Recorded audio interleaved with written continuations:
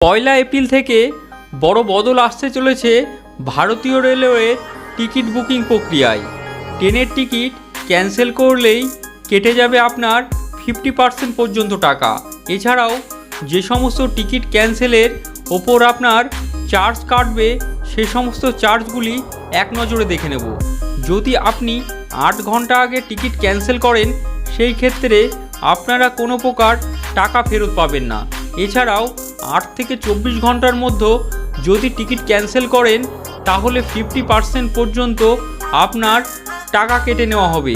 এছাড়াও যদি 24 থেকে 72 ঘন্টার ভিতরে টিকিট ক্যান্সেল করলে সেই ক্ষেত্রে 25% পর্যন্ত টাকা কেটে নেওয়া হবে।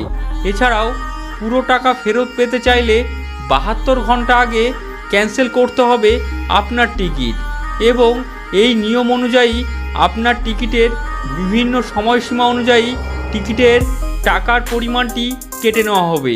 এই এপ্রিল মাস থেকে লাগু হওয়া এই নিয়মটি আপনার কেমন লেগেছে কমেন্ট বক্সে অবশ্যই জানাবেন, এবং ভিডিওটি যদি ভালো লেগে থাকে ভিডিওকে লাইক শেয়ার করতে ভুলবেন না।